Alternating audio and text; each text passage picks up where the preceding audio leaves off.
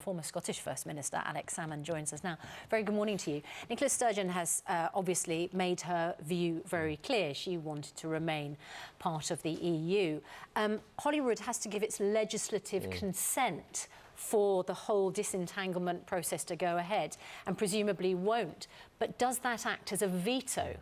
Well, firstly, Nicola Sturgeon, isn't she doing well? I mean, she's the one politician who sounds and looks like she knows what she's doing in this time of ferment. She's one of the few leaders who's not under threat or has lost their job. That's correct. Her stature's growing all the time. But what she said was Holyrood wouldn't give its consent, and I think she's right in that, because there's a mandate from the Scottish people, a 62%. Every single local authority area in Scotland voted for Europe. So the MSPs clearly are not going to vote to disentangle from Europe when they've got that mandate from the Scottish people. But that doesn't constitute a veto, because Westminster currently has an override. So if Holyrood says no to the legislative consent motion, Nicola Sturgeon knows very well that Westminster can then override Holyrood. And if 17 million people, you know, clearly they would consider, I think everyone would consider that was a mandate for the UK to leave the EU, and therefore the Westminster government does overrule that legislative consent. What happens then? Well, Nicola Sturgeon's laid it out very carefully. I mean, what she's doing right now, you know, while Westminster's in chaos, is she's beginning negotiations with individual governments, with European institutions, to see if she can establish Scotland's position within Europe. There's all sorts of fascinating constitutional possibilities being thrown up, you know, the reverse Greenland option, all sorts of things are being floated. So you disagree with Nicola Sturgeon? No, on the contrary. I think she's doing exactly the right thing, and that's to examine carefully and to follow through her mandate. And, of course, to gather such a broad spectrum of opinion in Scotland around her. I mean, one of the remarkable things over the last few days in Scotland, I mean,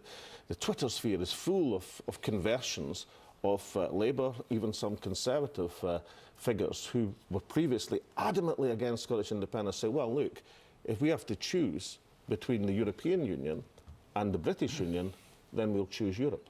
Is the lesson from all this that if we break out of the EU as we have, and say Scotland goes independent, say Northern Ireland wants to do the same, does it actually matter that much? I mean, that's what people said to me, is when it actually happens, it feels like it's this seismic, apocalyptic thing.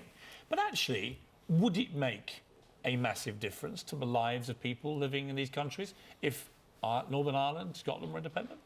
Well, I think there are some aspects that where you're quite right. I think lots of things would go on just as before. But having and establishing your trading relationship with Europe is quite a big thing. It's a big thing for real jobs and real investment. And of course, what you do in terms of your domestic policy is important. I mean, you know, if we take, say, the last big demonstration I saw in the House of Commons, it was people with disabilities storming through from the central lobby to the members' lobby in their wheelchairs. Now, they weren't protesting against Jean-Claude Juncker.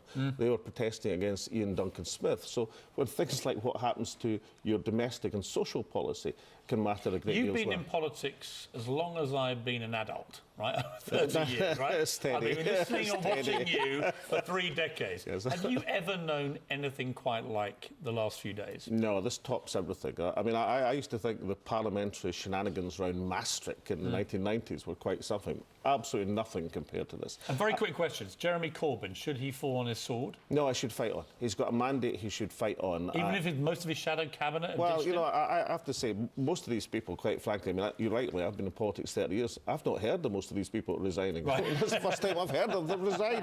So he should follow through his mandate and fight on. And who is likely to be the next Prime Minister, do you think? Boris? Well, he's in pole position. I think we can be reasonably certain it's not going to be George Osborne. Right. Boris Salmond. Prime Minister, Gove Chancellor, Osborne Foreign Secretary, Theresa May Home Secretary, something like that? I think they should just hand Nicola the keys of the kingdom.